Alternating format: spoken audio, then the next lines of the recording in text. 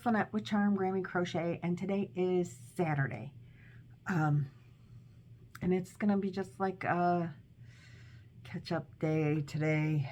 I've been back to work. It's been a hectic, busy kind of week for me. If you don't know, my husband had surgery on Monday. He had a hernia, 2 hernias that he had fixed, and he's doing great. Then Tuesday was, like taking care of him. Amanda was at the hospital with me and him. She was like, in the waiting room, and then, helped get him home and stayed, and she made a dinner. So cute hospital story for crochet related. We're in the hospital and in the waiting room, and this woman sees us crocheting. Amanda pulled out a project of hers that she started like a year ago and finally finished it. She didn't finish it in the hospital, but that evening. So she was real excited about that, and it turned out great, and I didn't take a picture. Sorry, I should have. Anyway, she did really well with that. But I pulled out some crochet, she pulled out some crochet. I had 2 projects with me. One is the, I'll show them to you. But anyway, I was crocheting, she was crocheting. This woman is sitting over, on the other wall. And she sees us, and she comes over and she says, "I like to see that you ladies are crocheting." And she started chatting that she's having problems learning the magic circle, the magic ring, and how to do that. So since I had 2 projects, I had extra yarn that I wasn't using in my crochet bag, and a second hook, because you can only hook with 1 hook at a time. So I pull out some extra yarn and a hook, and I show her how to do it, and I give it to her, and I say, "Here, you can practice." Well, then they called me to go back and wait with him because he was in prep. And so I took my crochet, but I left her the hook and the yarn with Amanda, because I'm not leaving her my clover, or she might take off with that. That would be bad. Wouldn't have been happy about that. So her and Amanda chatted, and finally I came back, and Roy went in for his surgery, and the lady practiced her magic ring, and I believe her name was Anne. So Anne, if Amanda gave you my channel and you've tuned in, I hope it's all working out for you. And you can teach your daughter, and she could do her Amigurumi project. So that's pretty fun. And so that was Monday and Tuesday, taking care of Roy. Then Wednesday I went back to work. I haven't worked in 3 months, and so going back to work was exhausting. I had some testing I had to do, and then, standing all day and working. And then, so that was Wednesday and Thursday I worked. Yesterday, I had doctors, it was busy.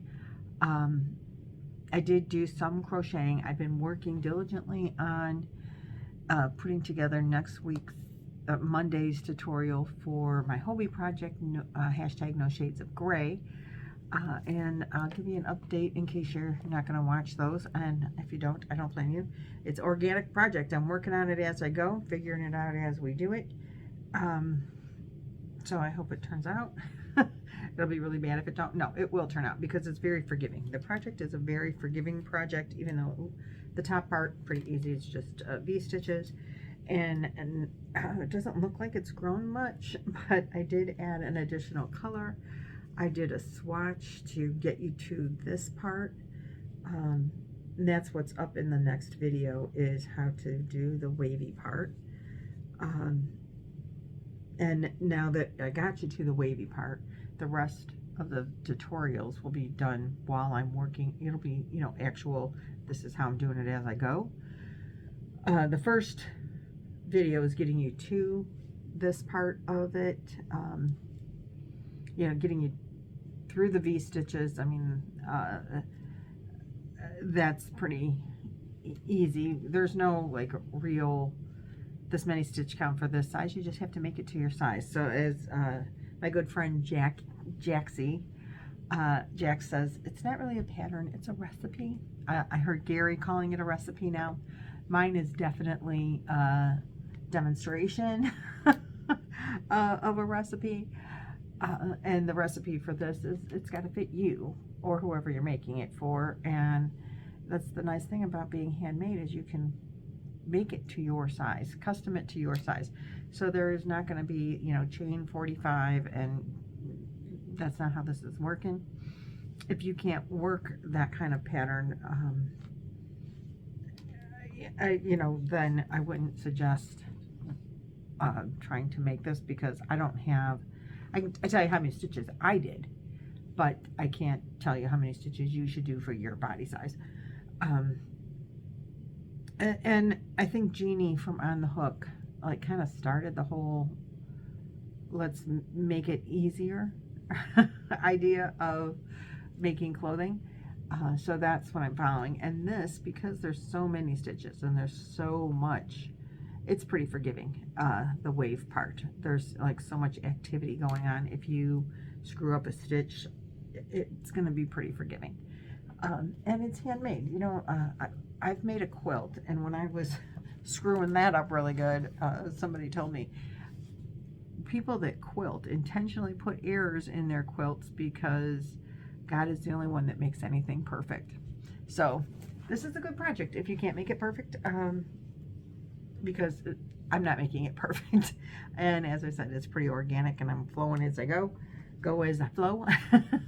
But it's turning out. So, and of course I have worked out like some of the kinks before I'm putting it in the video. So I've been spending a great deal of time with that. But the second week's video on, you know, how to crochet, so I think I have till the 13th.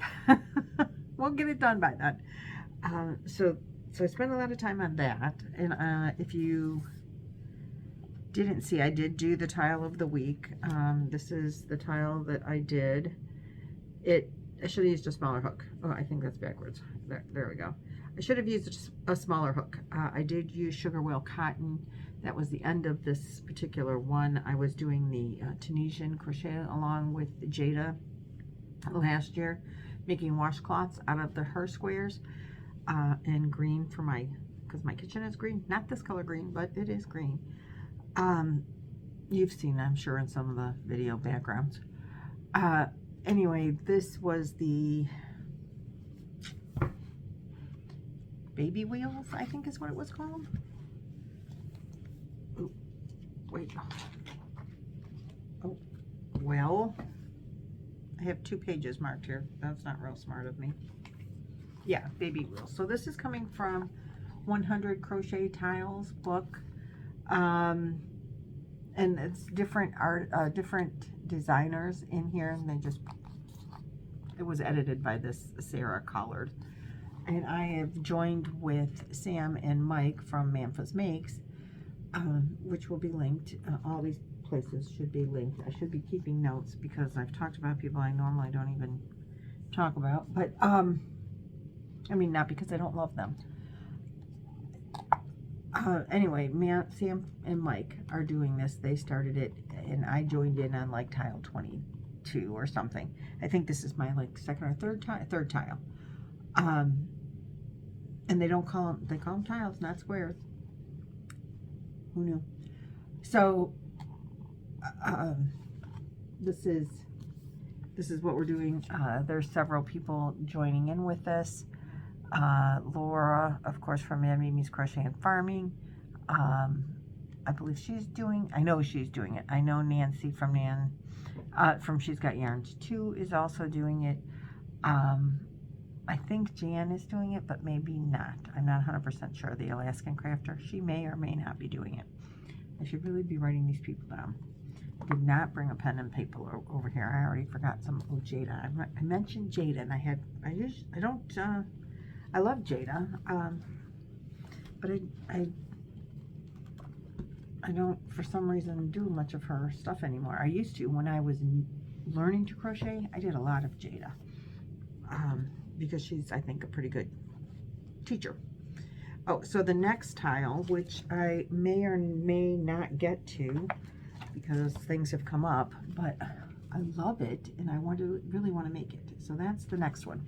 That one is called, of course it's on the other page, Calypso. And I did get this book bound. Great idea. So Calypso is the next one, and I really love it. I love the colors they did it in.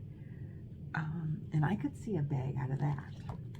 So speaking of bags, this is not part of the agenda on my 97 already projects, but Chloe, my wonderful Chloe, and I will insert a picture up here, not of Chloe, but she sent me this picture that's going to go up here somewhere.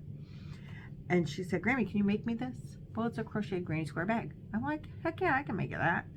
So now, besides the Hobie project, this is going to have to take a really big precedence, because when your grandkids ask for something, you have to do it. So I picked out the picture. Chloe is like, she likes orange and she likes army colors, you know, the army green and the camo, but she's branching out a little, but she's really more neutral. She's not into, like, I would just love to make her something with like lots of bright girly colors. So I picked out these yarns. I wanted to do something cotton because I don't want it to stretch, and the handle is crocheted. I could like buy a strap handle and use an acrylic because she wants it lined, and you know, so if I bought a strap, you know, canvas, whatever kind of handle like that, I could do that, but I want to crochet it.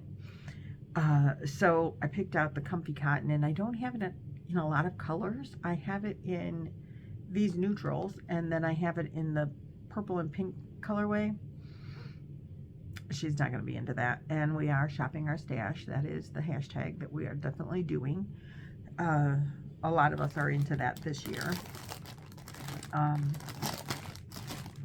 So I have this color, which I believe is called Driftwood, and I'm going to combine that for the insides of the squares, like a round of this, and I'll reverse them back and forth, and then a round of the solid gray, because there's the gray in there, so I think they'll coordinate really well. This one is called Silver Lining. I don't want to take the center thing out, but I think this one is called Driftwood, if I recall. And I think this is pretty much a full cake. I started to make something and then decided not to, so I just caked it up and stuck the ball band on the inside. I wish that I had like that coral color. I don't know that they ever, or pink or whatever that is. I wish that I had that color, but I don't. I have a brown. I don't have a cream, but I have, well, I guess it is cream. They call this one whipped cream.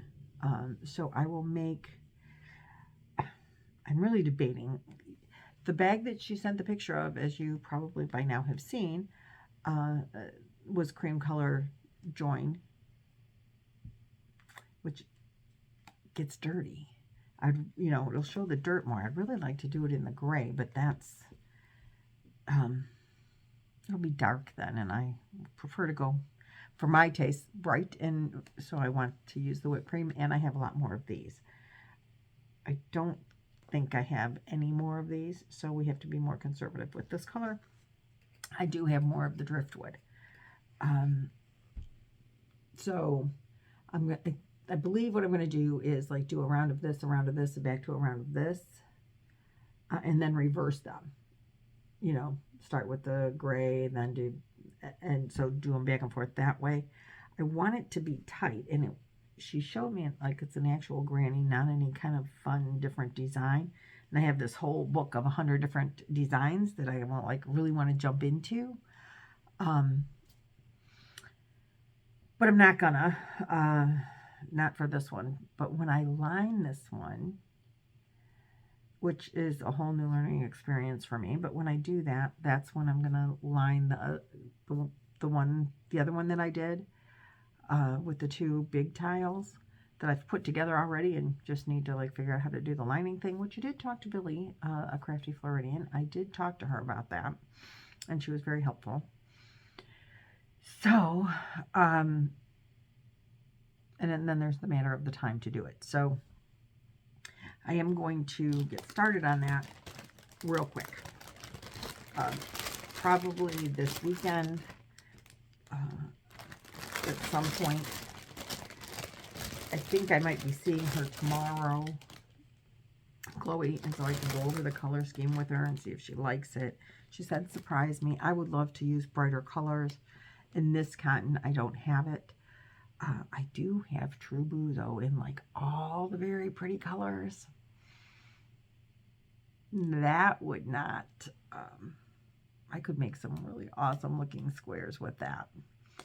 But I saw that Lynette is doing the multivalence, and she is doing hers. I think we're not supposed to start that until the 31st of January. I probably won't start it then, but I do kind of want to make it. Several of my friends from Zoom are making it. One or two may or may not have been aggressive and started already, a little overachievers that they are, without realizing they weren't supposed to. And so I'm going to, because I have only so much me and so many crochet things to make. Isn't that always the problem? Not enough time, too many things to make. So the bag has to take precedence over any of that other stuff. But Lynette from Nina's Knots said that she's doing it in True Blue. I know I have every color. I have like one skein of every color to make the rainbow. And so I think that requires 12 different colors to do the valance one for the Chandy from Fiber, or from Expression Fiber Arts, that crochet along that she's doing. I think it requires 12 different colors, which I have little bits of them, because I have, like, I think white is the only one I have more than one skein of. So if you need a lot of something, I don't have enough, but I'd have another color to use. so there's that. But if I make Chloe's bag out of it, then I can't make. I watched Lynette yesterday, and she said that she was going to use the True Blue. I'm like, oh, that would be a great project for the True Blue I have, because I could just do the rainbow. Just make it little at a time, or I don't know. I'd have to figure out how they're doing it. But anyway, and then when Chloe asked me to make this bag for her, I'm like, well, if I use my True Blue, which would make a great bag. So right now I'm looking at this. By the time I actually put a hook to it, who knows what will happen. So anyway, that's a new project to go in my project book. It's a sad situation, this project book right now. And so let's go with this project over here. Let's grab this one out. I'm doing with Judy from Witch Piece Crafts. I love Judy and her really cool make-alongs. This one is only 6 months, and it's a travel vacation. It's called #YarnVacationAU. I don't think there's a date. There might be a 23 on there. I have a list of of all the hashtags that I'm supposed to be using. It's hashtag craziness. It's whatever. So anyway, we're going on a trip, and so we started at home. And I was going to make granny squares, just because they're quick and easy and mindless. And then I found this pattern by Fiber Spider. There's a tutorial. I will link it. I can't remember what it's called. Something Chevron. I love this. It took me a minute to get the setup row correct. I had a frog it once or twice or 15 times because apparently I cannot count and do anything else at the same time anymore. It wasn't Fiber Spider's fault that I was not always paying attention to what I was doing. So when you set up, and I think this is the case when you do chevrons, you really have to pay attention during your setup row as to where you're at. Once you got your setup row done, then it's easier to follow along. But if you have trouble with knowing when to change, when you have to add and when you take away stitches, it's always good to put a stitch marker. Stitch markers are wonderful, wonderful things. And I think God created them so that we don't have to pull out our chevrons. That's why they were ever invented. So the setup row was the brown. And I made it is like 36 inches wide, I think, because this will still go to Boggy Creek. But we started with, I live in the greater Cleveland area, Cleveland Browns. So we got the brown, the orange, and yeah, I know they've changed their colors and it's a darker brown now, but this is what I had in my scraps because we are shopping our stash, and we did not create a hashtag for Scrappy Dappy Doo or whatever when you use your scrap yarns, but I like Scrappy Dappy Doo, and I think we were talking about it in Zoom, and I think they came up with a hashtag. I don't know. I'm like, I can't even keep track anymore. But if there's a scrap hashtag, I'll look for it. This is yarn from when I made Terry Bears, Terry and Tanya, which are now Bella and Violet. This is leftover yarn from them, and there still is more. This is the oranges. I don't know what scrap that was. It was just in my scraps. This one, the white, is Dollar Tree yarn, the Premier Just yarn, and it did not, I did 3 rows of brown, 2 rows of orange, 2 rows of white. It gives me 7 rows per place. That's what I've decided. So then I had to go pick up Judy, and she is at the Coral Reef, and I know that the Coral Reef has all kinds of colors, but it has the ocean, and I have this One Skein Wonder, which is a whole nother argument in my argument dish that I'm having with my Laura from Mad Mimi's Crochet and Farming and Farm Animals. She is so funny. She started this, One Skein Wonder, and she's making the Bodapalooza hats, a hat a week with Bag O' Day, and that's a Tuesday. I remember those are Tuesdays. And I have joined in. I didn't make the hat for this Tuesday. I may or may not get to it. On some of these that I'm joining in when it's convenient for me. Because I can't do everything every week. I don't have the time, particularly if I'm working. When I wasn't working, when I was off with my broken arm, I had a lot more time. So that being said, if I like the hat and if I have time for the hat that week, I'll do the hat. I really like the hat this week, but I was told that it was a little more time consuming, and so I don't think I'm going to get to the hat this week. But anyway, this was, back to this blanket. I was calling this a One Skein Wonder. I have 1 skein of this. This is the ice cream cotton, I think it's called Cotton Blend. There's a sticker over it. And it says it's a 4 weight, and this is the color blueberry. Blueberry. And it just reminds me of the ocean with all those different colors of blues. So I used it. And this is what I have left. She said because I didn't use the whole skein, or because I didn't use the whole skein and it's in a multiple project, that doesn't count as a One Skein Wonder. I think it does. In my book, it counts. It's 1 skein. It's not, I used more than half of the skein, I think. Anyway, I did 7 rows. There's not, maybe a small hat could come out of there. There's not a lot of yardage in this to begin with. Only 225 yards to start with. So I got 7 rows and I have that much left. I am using a number 6 hook because, as we all know, a 6 millimeter. We all know that's my fave, my go-to. So anyway, then we got the blue. Then we went to, okay guys, I know I'm wrong. It's Lincolnshire, Lancashire.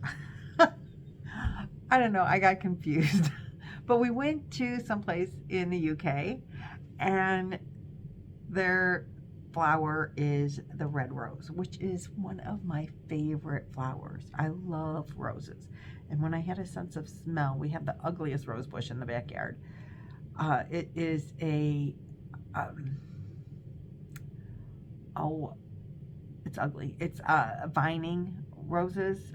They're not real big. They're really, really, really full. The bush has probably been there since, it was probably a weed kind of bush when the house was built over 100 years ago. It's probably been there ever since. Like never cleared when they cleared the land here. And it grows along the back fence, and it is so fragrant, but it vines. And so my husband's cutting the grass, and he's getting cut, you know, it attacks him, and he wants to cut it down all the time. And no, please don't cut it down. I know the roses are ugly, but they smell so good. I can't smell them anymore. He might have cut them down. I used to bring them in the house. You know, I would cut a bouquet of them and put them in the house, and it would smell up the whole downstairs. But I can't smell it anymore, so I don't do that anymore. And the roses were not very pretty at all. They weren't the big, beautiful. They were little, but they were very fragrant. And they were red and pink. Or still are. I don't know. It's wintertime here, so we don't know. I think they still grow back there. Anyway, so I've got the red for that. I'm not caught up because we have now flown on to Ireland, a place I've always wanted to go. And I've always wanted to see the castles of Ireland, and,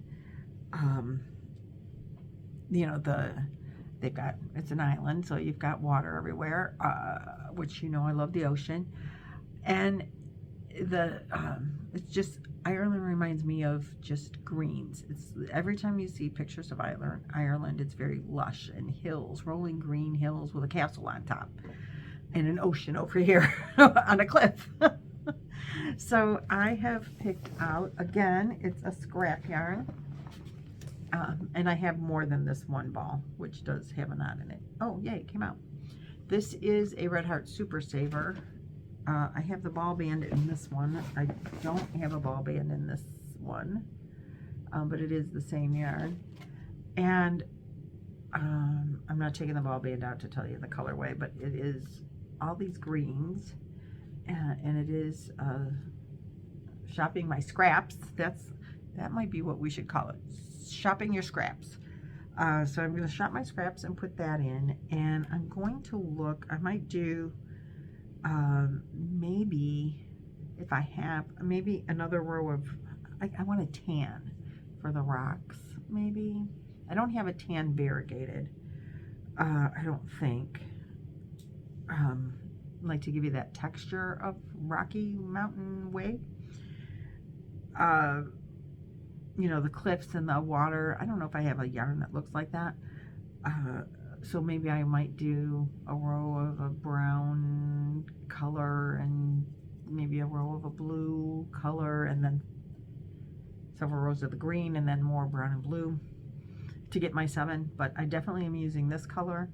I'm trying to be more creative versus just going one solid color, because I got some crap from somebody about just doing the one solid color of the blue.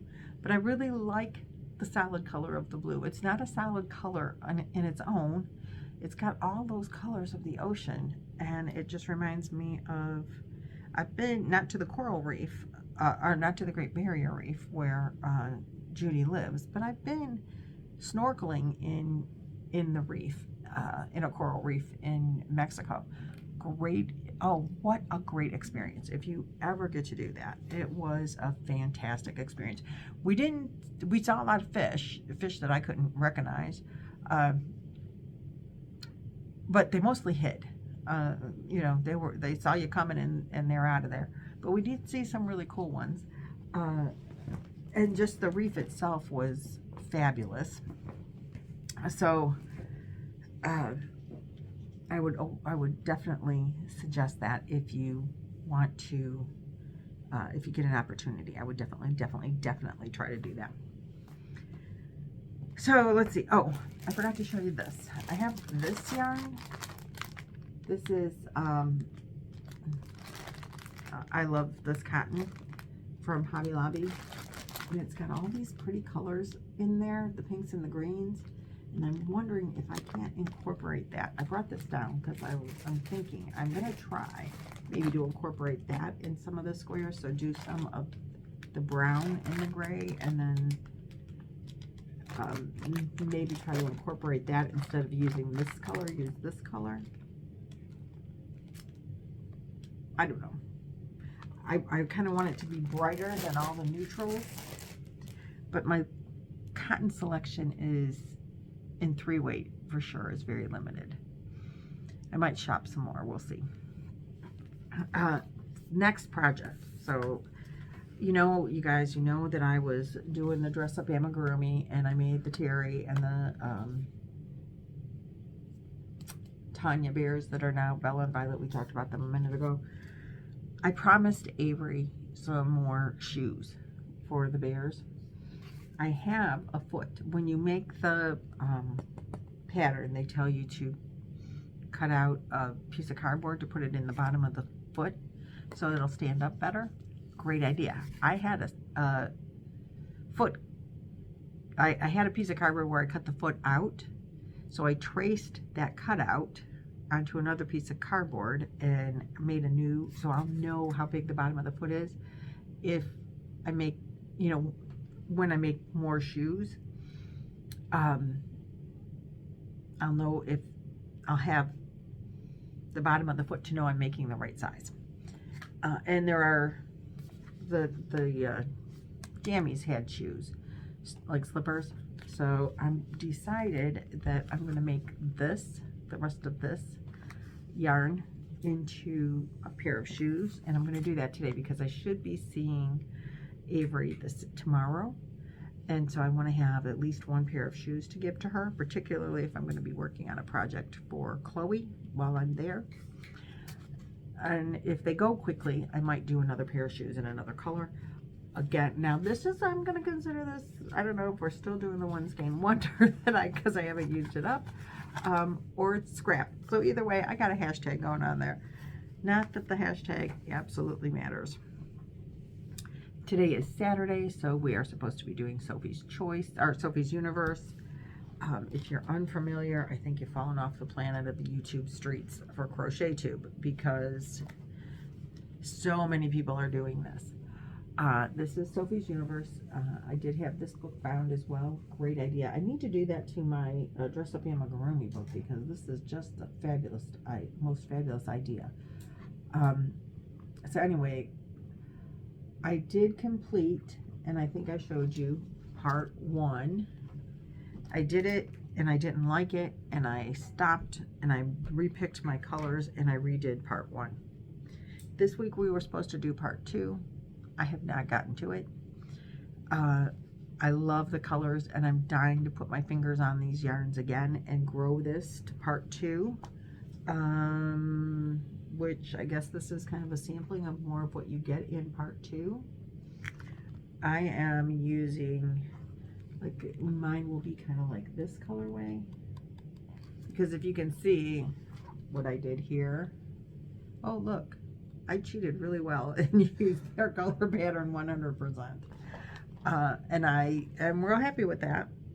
So this little first square, I think, is kind of what my section 2 is going to look like when I get to it. I just didn't get to it, and it's not a forgotten whip. It is sitting right in front of my chair, like across the hall. I look up and there's the box. I have a big plastic tub with all the yarn in it, and it's right there, and it's saying, work on me, and I'm like, I can't right now, but I will. So that is, it's not a forgotten, it's just don't have time for it right now. And it's a year-long crochet along, and you know, the idea isn't to kill yourself over crochet, right? Or to worry about it. The idea is that it's supposed to be fun, calming, and relaxing. And if you're stressing, it's not. So I'm not going to stress over the projects that aren't done or that I didn't get worked on this week. I'll get to them when I get to them. If I get to them. I mean, I might not. I really want to do the tile this week. I like that tile. I don't know that I will be able to do that this week. I am scheduled to work 4 days. And that really takes it out of me. And when you work on the tiles, you have to read the pattern, which is concentration for me. I worked a lot on my Judy's project, the yarn vacation project, because once I got that first row done, it was pretty simple, pretty mindless. That's my kind of crochet after work. I need mindless crochet.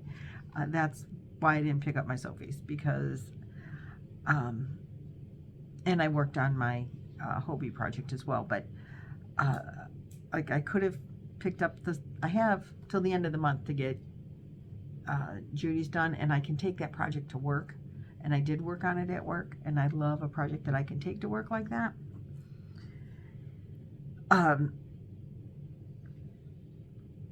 But when I got home from work, I was too tired to want to try to read the pattern and figure out what I'm supposed to do. I'm not the greatest at pattern reading, and there's a lot of people I know. There's a ton and a half and tutorials, but I just didn't. I got to get back into the swing of things of working before I have brain power left at the end of the day, and that hasn't happened yet this week. And I'm working 4 days next week, so I might be 2 sections behind by the time next week is over. But it is what it is. I will work on it again when it gets time to it. And as far as the tile that's coming up for this week, I think it's week 25, 24 or 25. I don't know. I love that tile. I do want to make that tile. It might not get made this week, but it might. The Hatapalooza, again, the hat that she made, I really do like the hat that she made. But it took a couple of people, a couple of evenings, and I don't have that kind of time right now. So we'll work on the hats when we can, and that's as best a commitment as I can make to that. So then the next project that I am totally loving and I am up to date on, I know there's so many projects, right? Is living in this bag that I got from Nancy from She's Got Yarn Too.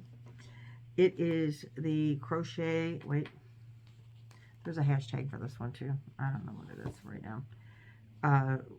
But the Double Dog Dare Knit Along or something.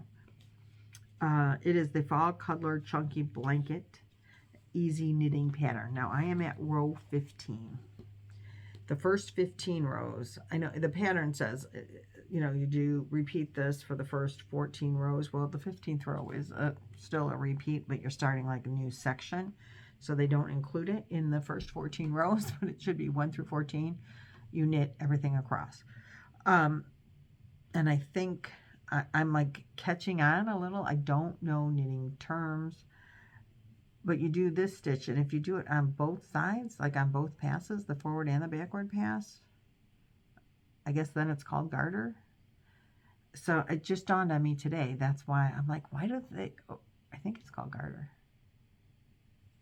Wait, might not be called garter. The knit stitch, casting on, I think they call that, there's another funky term, I can't think of it, I don't know, anyway, but I think this is called the garter stitch, when you knit back and forth, and it's this bumpy pattern, which I totally love this with this yarn. I think that is very cool looking. But then we're going to do some purling, starting at row 16. So I'm going to put in what is called a lifeline. I've learned about this I learned about it last time. You cast on 82 stitches. Now you're supposed to use a 6-weight yarn. I'm using a 5. This is Lots of Dots by Yarn Bee. This was on clearance, I think last year or the year before, I don't remember. And the color should be listed someplace. Lots of Dots, 110 yards on here. The color is Dewdrops. 110 yards, and it's a 5-weight. And I am using 10mm knitting needles with, I think, a 36-inch cord, and you crochet on the cord. I know there's a term for that. Can't think of what that is right now either, because I really don't know knitting all that well. I'm just really, very, very beginner. And I have gotten this far and further in this project before with a different yarn, and I had trouble. This yarn is working out better for me. It's lighter. The stitches are easier to see. The other yarn was a little more splitty, so that was giving me some problems. And this one is a much better yarn for this beginning knitter for this project, even though it's a real simple project. But I have to put in the lifeline before I go on, because I think this part is accurate. And I'm pretty sure I have 15 rows from the way I counted it. So next I'm going to put in red yarn because it will show up really well. And that is my next thing I'm going to do as soon as I'm done with this video, is I'm going to run my lifeline, which means that if I screw up, I can frog it back to where this line, this red lifeline is, and it won't unravel on me. So I can screw up the next part, rip it out, and get to here and not have to redo what I did. That's my understanding of it. If I drop a stitch, which I have no idea how to find or how to pick up, I can rip it back and my red line will save me. So I'm real excited about the savior there. I need saving on this, I am sure. At this point, when I did it the first time, I did this part and I thought I could just make the whole blanket like this and it would be good. And I really wouldn't, I think it would be a very nice blanket like this. I like this yarn in this stitch. I have this yarn in another color and maybe I would do that. But not right now because God knows I have enough stuff. So anyway, I'm going to run the lifeline, and I am committed to doing 2 to 3 rows a week, and that's where I will be at. I think Laura is in charge of this, you know, Man Mimi. She talked me into this one last year, and I love it. I wanted to learn to knit, so I'm real happy with this, and I'm excited to work on it again. I have my book because, you know, they say short-term memory is the first to go, and I get confused, and I do a couple of stitches, and then I'm like, wait, which one is that? How do I do that again?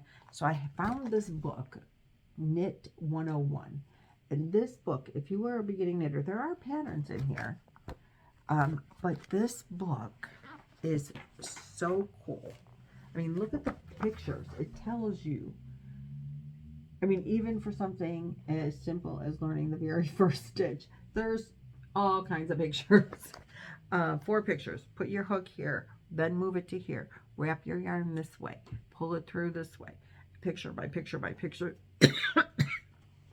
Easy to understand instructions. Garter. I was right. See, it tells you right here. It's the garter stitch. Great book. So it taught me the knit stitch, and it tells you English and continental, and it has to do with tossing and throwing. I don't understand that either, but it's how you wrap your yarn, I think.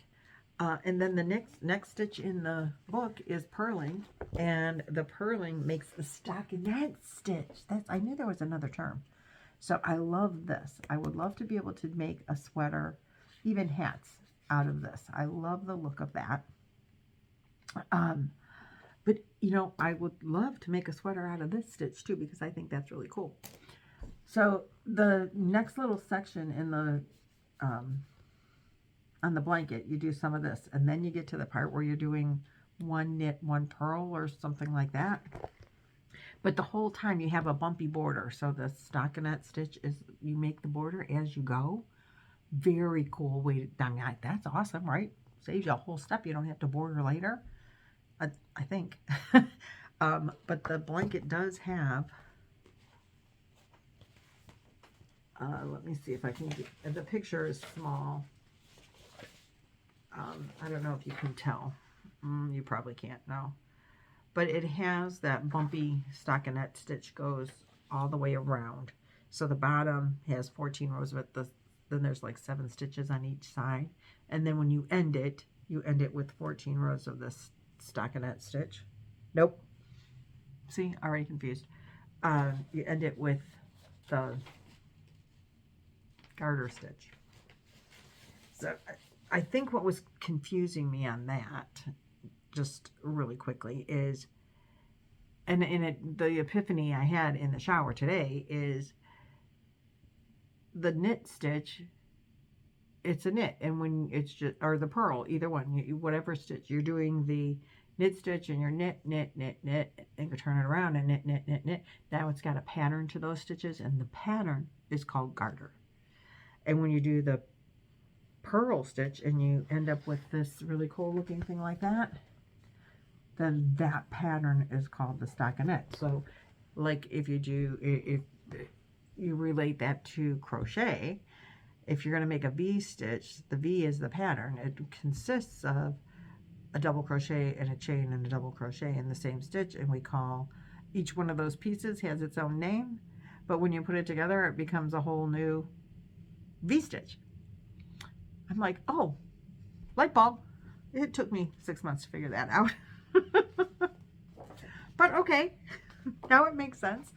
So when I'm going to do this next part, I'm probably going to watch a tutorial on how to do the purling stitch, because I know that we're purling next. And then I'm going to relate that to the pictures in the book. And then I'm going to sit down and figure out how to do the next section of the, but it shouldn't be that hard because I do have an idea of what I'm doing.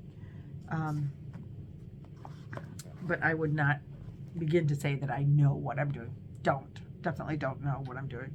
I have an idea. And so that's going to be the first thing I do when I end this video in just a second, is I'm going to run my lifeline, and then I'm going to make some slippers so that I have shoes to take to Avery tomorrow for Terry Bear. I will see you Monday. I'm coming out with the Hobie next set of instructions, and that's the only thing I know for sure when I'm going to be back on. I will be doing the Monday make-alongs on the Hobie instructions, and I will get on again as soon as I can.